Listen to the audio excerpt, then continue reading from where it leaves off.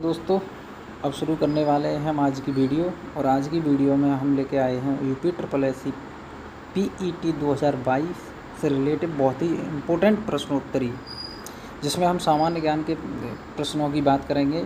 और हमारा पहला क्वेश्चन जो है वो है कि किस शहर में स्वतंत्रता सेनानी चंद्रशेखर आज़ाद ने ब्रिटिश पुलिस द्वारा घिर जाने पर खुद को गोली मार ली थी।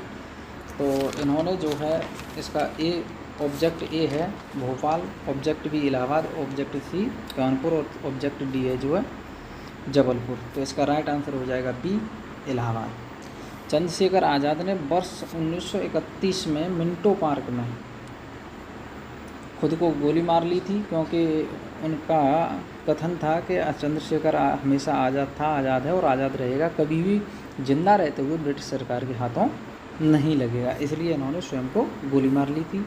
अब चलते हैं क्वेश्चन नंबर 2 की तरफ। और क्वेश्चन नंबर 2 हमारा जो है वो ये कह रहा है कि भारतीय संविधान का कौन सा अनुच्छेद अनुसूचित क्षेत्रों और जनजातीय क्षेत्रों के प्रशासन से संबंधित है। तो इसका राइट आंसर आ जाएगा अनुच्छेद 244, जो है हम अनुसूचित क्षेत्रों और जनजातीय क्षेत्रों में प्रशासन का निर्माण। अनुच्छेद 214 जो है प्रत्येक राज्य में एक उच्च न्यायालय होने का प्रावधान बताता है। इसी तरह से हम बात करेंगे अब अनुच्छेद 240 की। अनुच्छेद 240 हमें क्या बताता है? तो अनुच्छेद 240 जो बताता है हमें कि राष्ट्रपति जो है संघ राज्य क्षेत्र, जैसे अंडमान निकोबार, दमन दीप, इन क्षेत्रों की प्रगति के लिए और इनमें सरकार चलाने के लिए राष्ट्रपति स्वयं जो है नियम और कानून बना सकता है। अब बात करते हैं अंतिम अनुच्छेद 248 की। अनुच्छेद 248 हमें क्या बताता है? अनुच्छेद 248 हमें ये बताता है कि जो विधि निर्माण संबंधी अपशिष्ट शक्तियाँ होती हैं उन्हें संसद जो है संसद में निहित करके कानून बना सकता है। अपशिष्ट शक्तियाँ क्या होती हैं? वे शक्तियाँ जो संघ सूची, राज्य सूची और समवर्ती सूची में न हों, इनसे अलग हटके जो शक्तियाँ होती हैं और संसद जो है स्वयं संसद इनके लिए कानून बना सकता है, वे शक्तियाँ कहलाती हैं अपशिष्ट शक्तियाँ। अब देखेंगे क्वेश्चन नंबर 3। क्वेश्चन नंबर 3 ये है कि भारतीय संविधान का कौन सा अनुच्छेद यह कहता है कि प्रधानमंत्री की नियुक्ति राष्ट्रपति के द्वारा की जाएगी। तो इसका राइट आंसर हो जाएगा, इसमें गलत दिया है, 71 नहीं, अनुच्छेद 75 का फर्स्ट। यह बताता है कि प्रधानमंत्री की जो नियुक्ति है वो राष्ट्रपति के द्वारा की जाएगी। साथ ही 81 के फर्स्ट की के अनुच्छेद 81 का फर्स्ट क्या बताता है? तो अनुच्छेद 81 का फर्स्ट जो बताता है, अनुच्छेद 80 है वो लोकसभा के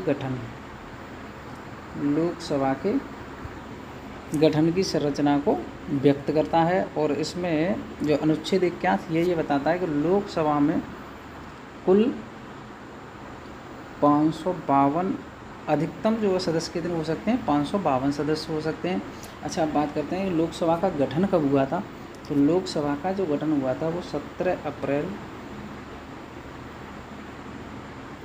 1952 को लोकसभा का गठन हुआ था। और उस समय मूल संविधान में जो लोकसभा में कुल सदस्यों की संख्या जो थी वो थी 547।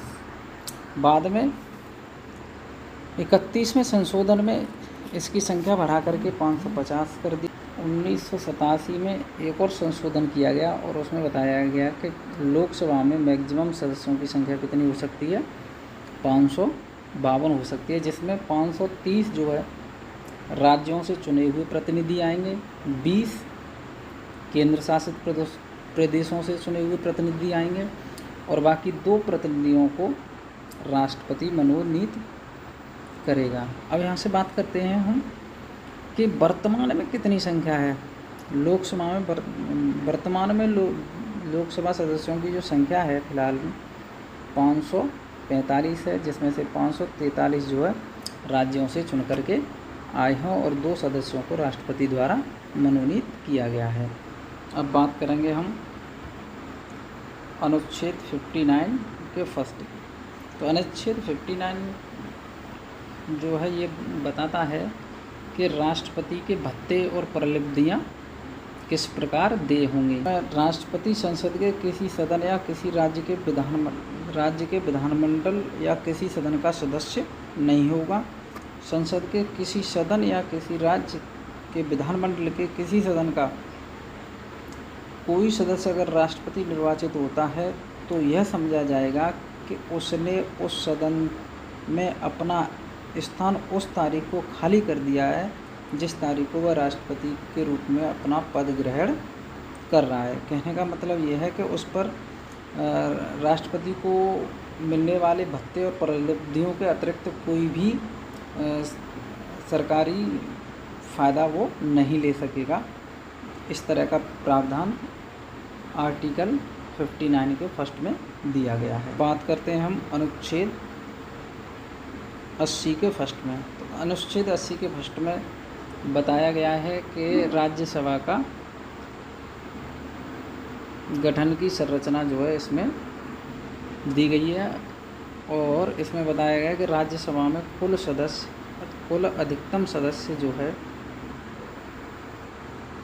अधिकतम सदस्य 250 हो सकते हैं, जिसमें 12 राष्ट्रपति प्रेसिडेंट के द्वारा मनोनीत किए जाएंगे और 238 सदस्य जो है राज्यों से चुनकर आएंगे। ये हमारा अनुच्छेद 80 किसके बारे में बताता है? ये बताता है राज्यसभा के गठन के बारे में। अब बात करते हैं राज्यसभा का गठन कब हुआ था। तो राज्यसभा का जो गठन हुआ था वो 3 अप्रैल 1952 को हुआ था। ये क्वेश्चन 3 से रिलेटिव कुछ महत्वपूर्ण तथ्य। क्वेश्चन नंबर 4, लोकसभा में सदस्यों द्वारा निजी विधेयक पेश करने की अवधि कितनी होती है? 1 माह, 2 माह, 4 माह या 6 माह। तो इसका राइट आंसर होगा 1 माह में निजी जो विधेयक है वो पेश करने का समय होता है 1 माह। ये इसका राइट आंसर है। चलते हैं नेक्स्ट क्वेश्चन की तरफ। नेक्स्ट क्वेश्चन हमारा ये है, कौन सा मौलिक अधिकार अल्पसंख्यकों के हितों की बात करता है? तो मौलिक अधिकार 29 और 30 में ये जो सांस्कृतिक और शैक्षिक अधिकारों की बात की गई है, ये जो है अल्पसंख्यकों के हितों की बात करता है, सांस्कृतिक और शैक्षिक अधिकार। अब चलते हैं क्वेश्चन नंबर 6 की तरफ। तो क्वेश्चन नंबर 6, कारों और स्कूटरों की हेडलाइट में उपयोग होने वाले दर्पण। तो कारों और हेडलाइट में जो दर्पण यूज होते हैं वो अवतल दर्पण यूज होते हैं और ड्राइवर साइड में जो पश्च दृश्य देखने के लिए दर्पण यूज होता है पश्च दृश्य उत्तल दर्पण यूज होता है। समतल दर्पण प्लेन मिरर जो हम सुबह को आईना देखते हैं वो प्लेन मिरर होता है। अच्छा, अवतल दर्पणों का और कहाँ यूज होता है? जो नाई की दुकानों में होते हैं हजामत बनाने के लिए, वहाँ भी अवतल दर्पणों का यूज होता है और टॉर्च वगैरह में भी अवतल दर्पण का यूज होता है। उत्तल दर्पण का एक और यूज है जो स्ट्रीट लाइट लगी होती है, गलियों में जो लाइटें लगी होती हैं उसमें भी उत्तल दर्पण लगा होता है। तो ये क्वेश्चन नंबर 6। ऑप्शन नंबर 7 है, कोशिका शब्द का प्रतिपादन किसने किया था? तो 1665 ईस्वी में रॉबर्ट हुक ने जो है कोशिका शब्द का प्रतिपादन किया था। यानी एमजे साइडिन और स्वान दो वैज्ञानिक थे, इन्होंने जो कोशिका सिद्धांत दिया है।